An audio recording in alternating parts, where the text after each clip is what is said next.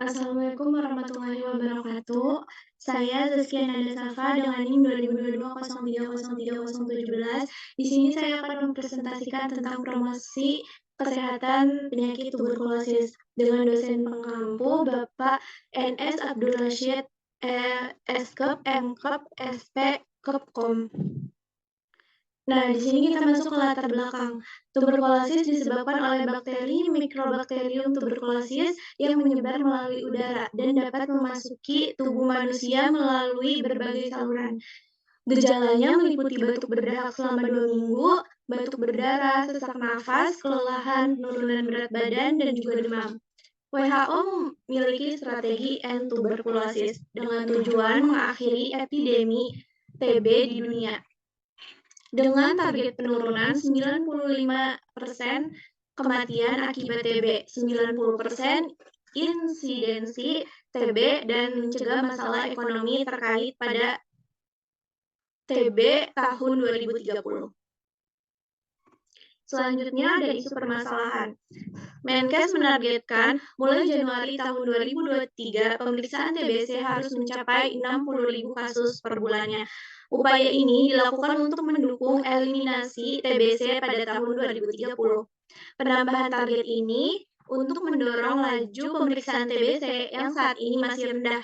Dari target 969.000 angka insiden TBC di tahun 2021, baru 50-60% atau sekitar 500-600.000 kasus yang ditemukan. Selanjutnya, ada besaran kasus. Berdasarkan data global TB Report 2018, situasi tuberkulosis di Indonesia pada tahun 2017 masih merupakan tantangan terbesar. Hal ini terlihat dari jumlah kasus TB baru yang masih tinggi, sebesar 842.000 kasus. Jumlah ini merupakan yang tertinggi ketiga di dunia setelah India dan juga Tiongkok. Jumlah kematian akibat tuberkulosis di Indonesia juga masih tinggi, yaitu sebesar 116,400.000 kasus. Angka ini merupakan yang tertinggi keempat di dunia. Angka notifikasi kasus CINR dari semua kasus dilaporkan sebanyak 171 per 100 penduduk. Hal ini berarti bahwa hanya 171 setiap 1.000 kasus TB yang terdeteksi dan dilaporkan. Secara nasional diperkirakan insiden TB sebesar 14.000 per 1.000 penduduk. Jumlah kasus TB Pro diperkirakan sebanyak 12.000 kasus yang berasal dari 2,4% kasus baru dan 13% kasus pengobatan ulang. Nah, selanjutnya, model dasar dari aplikasi yang kami buat atau aplikasi InTB.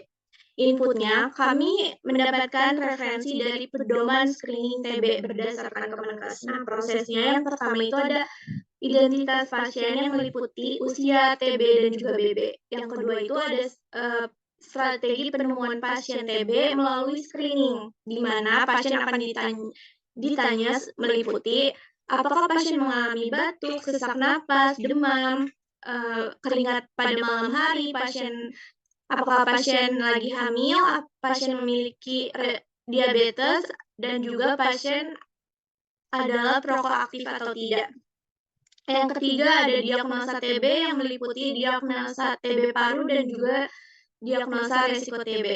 Outputnya yaitu ada TB, resiko TB, dan juga sehat. Penyimpanannya melalui aplikasi yang berbasis mobile apps. Nah, penyelesaian masalahnya berdasarkan hasil evaluasi bersama antara pemerintah Indonesia dan Badan Kesehatan Dunia atau WHO, strategi penanggulangan tuberkulosis di Indonesia perlu diubah secara mendasar. Strategi baru yang direkomendasikan oleh WHO adalah strategi End Tuberculosis, di mana strategi ini adalah program pengobatan dan pendampingan yang berbasis web bagi pasien yang mengidap TB, serta masyarakat yang beresiko tertular oleh TB. Nah, selanjutnya ada program inovasi TB yang kami buat. Inovasi yang terkait dengan program aplikasi yang kami lakukan seperti dengan layanan kesehatan yang dapat diakses di rumah. Sistemnya serupa dengan aplikasi dari WiFi TB dan juga Sobat TB. Kami menggunakan dua aplikasi tersebut untuk memudahkan pasien dan juga tenaga kesehatan dalam mengecek kondisi secara cepat. Dan aplikasi InTB yang kami rancang ini dapat mencegah penyebaran TB, dapat mencegah penyebaran dari penyakit tuberkulosis. Nah, tujuan dari aplikasi yang kami buat ini, ya itu karena informasi tentang TB di Indonesia masih kurang efektif dan kesadaran masyarakat tentang gejala TB ini masih selalu diremehkan, maka dari itu kami membuat aplikasi InTB yang bertujuan untuk menyebarkan informasi penyakit TB dan mendukung upaya pencegahan dan pengobatan penyakit TB yang lebih efektif melalui aplikasi kami. Manfaatnya, dari aplikasi kami ini untuk memudahkan pemeriksaan pasien agar dapat dijangkau kemana saja. Karena melalui media aplikasi TB, ini dapat meningkatkan kesadaran global terhadap tuberkulosis. Nah, selanjutnya ini ada link InTB atau link desain dari aplikasi yang kami buat. Nah, ini adalah desain dari aplikasi kami. Jika tampilan pertamanya itu ada Welcome to InTB. Nah, di sini bisa masuk pasien dan juga admin. Nah, kita bakal coba masuk ke pasien ya. Klik pasien. Jika sudah memiliki akun, maka hanya memasukkan email dan juga password. Jika belum, maka klik daftar di sini. Nah, di sini kita diminta untuk memasukkan nama lengkap, tanggal lahir, usia, alamat, email, paspor, dan juga nomor telepon. Masuk, daftar, dan klik daftar. Nah, kalau udah klik daftar, dengan otomatis paspornya akan kekirim ke email. Lalu kita masuk lewat email, masukkan paspor, lalu masuk. Nah, di menu home admin ini, salah anjir. Salah itu, password itu yang kita bikin di daftar, bukan nanti kirim ke email, enggak. Iya. Siapa sih yang pernah tadi? Nggak tahu. Ini caranya gimana sih?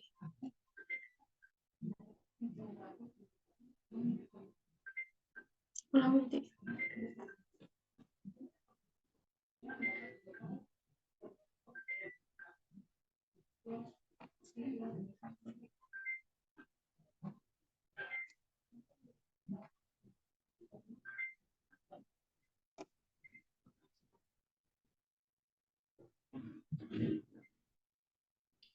Nah, di sini ada aplikasi atau desain aplikasi dari aplikasi yang kami bikin, yaitu InTB. Nah, ini halaman keduanya, yaitu ada Welcome to InTB, dan di sini bisa masuk sebagai admin dan pasien. Kita masuk coba sebagai pasien ya. Nah, masukkan email dan juga paspor jika sudah mempunyai akun. Jika belum, maka daftar di sini. Terus masukkan nama lengkap, tanggal lahir, usia, alamat, email, paspor, dan juga nomor telepon. Nah, kita coba daftar ya. Nah, klik daftar dan masukkan email kembali dan juga password, klik masuk. Dan di menu home ini ada beberapa fitur. Yang pertama itu ada fitur panduan TBC, screening, pengingat obat, dan juga edukasi. Nah, kita misal ingin ke menu panduan TBC. Nah, di menu panduan TBC ini berisi tentang deteksi dini TBC, diagnosa, proses diagnosa TBC, dan juga pencegahan TBC. Klik kembali. Jika kita ingin memeriksa kondisi dari tubuh kita, kita klik untuk ke menu screening ya. Nah, di menu screening ini ada beberapa pertanyaan tentang gejala dari tuberkulosis yang dirasakan oleh pasien. Di sini, apakah Anda mengalami batuk, terus sesak napas, demam, terus juga berkeringat pada malam hari, ibu hamil, terus riwayat diabetes atau tidak, aktif merokok atau tidak, terus apakah pernah berobat TBC atau tidak. Nah, di sini akan muncul resiko. Jika ini akan muncul resiko TBC atau terduga TBC. Nah, kita kembali nih, kan udah melakukan screening. Setelah melakukan screening, Di sini ada menu pengingat obat, di mana menu pengingat atau alarm obat ini untuk pasien yang sudah terduga TBC. Karena biasanya pasien yang TBC itu malas atau lupa untuk meminum obat, maka di sini kami menyediakan alarm pengingat obat agar pasien TBC minum obat sesuai dengan jamnya. Dan di sini ada menu edukasi. Menu edukasi ini berisi tentang edukasi tentang kenali gejala TB, makan makanan sehat untuk penyakit TB, dan juga panduan penggunaan obat TB. Setelah itu, kita kembali ke menu home dari pasien. Nah, kita sudah melakukan pelayanan yang ada di menu home ini. Jika ingin kembali, maka kita akan mengklik tombol yang ada di atas kanan. Kita klik dan di sini ada logout. Kita logout. Ya. Nah, kita kan setelah logout tuh kita kembali ke menu awal lagi nih, kayak menu welcome to INTB. Sekarang kita bakal masuk sebagai admin. Masuk sebagai admin. Nah, di sini adminnya itu bisa tenaga kesehatan, bisa perawat, dokter, atau dan lain dan sebagainya. Jika si tenaga kesehatan ini udah punya akun, maka tinggal memasukkan nomor STR dan juga paspor. Jika belum, maka daftar di sini dan mengisi nama fasilitas layanan kesehatan, jenis fasilitas layanan kesehatan, email, paspor, provinsi, kabupaten, kecamatan, alamat lengkap, nomor STR atau SIP, dan juga nomor telepon. Masukkan, terus kita klik untuk daftar. Setelah itu, masukkan di sini nomor STR, lalu klik untuk masuk. Nah, di home admin ini akan muncul pemeriksaan TBC, data penanganan TB, dan rujukan. Kita klik periksa TBC. Nah, di sini akan keluar data pasien yang terduga TB, risiko TB, dan sehat. Kita klik nih bagian pasien yang terduga TB. Di sini ada nama pasiennya, contohnya Irham Ambara, dia terduga TB. Di sini ada terduga tidak kembali, artinya dia terduga tapi tidak kembali untuk berobat lagi dan terkonfirmasi. Di sini ada terkonfirmasi juga nih, terkonfirmasi dan sudah diobati. Di resiko TB juga sama, ada terduga resiko tidak kembali dan terkonfirmasi. Dan di sehat itu cuma pasien nama-nama pasien yang di screening dan hasilnya itu sehat, tidak TB dan resiko TB. Nah, di sini ada data penanganan pasien TB. Kita klik untuk melihat data penanganannya. Di sini nanti bakal muncul nama dari pasien yang ditangani, nama dari pasien yang putus berobat, nama dari pasien yang mangkir atau sudah sembuh dari TB, terus pindah masuk atau dia pindah berobat, terus ada pasien yang sedang diobati. Nah, setelah itu kita kembali lagi, kita lihat lagi. Kita klik lagi menu rujukan. Nah, di sini ada data rujukan. Data rujukan yang masuk dan kepindahan pasien. Di sini bakal ada pasien. Kita mau lihat nih detail diagnosanya. Di sini ada diagnosa, data pasien, dan juga data rujukan. Terus kita kembali lagi. Kita kembali.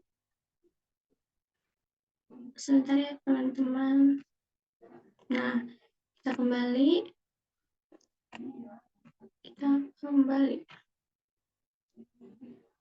Kita data yang tadi.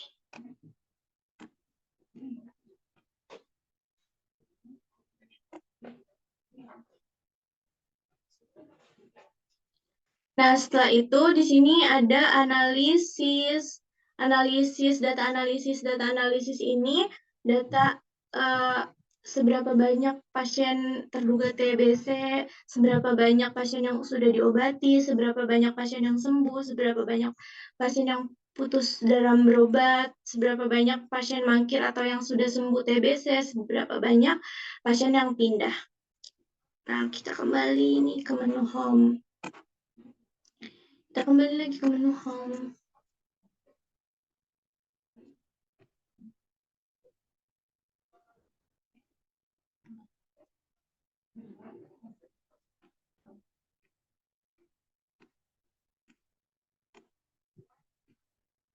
Nah, jika admin ingin keluar dari ini, maka kita akan pencet ini, profile, terus logout.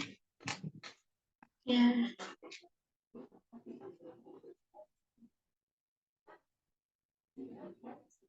Nah, maka akan kembali ke seperti ini lagi. Nah, itu saja presentasi yang saya lakukan. Mohon maaf bila ada salah kata dan terima kasih.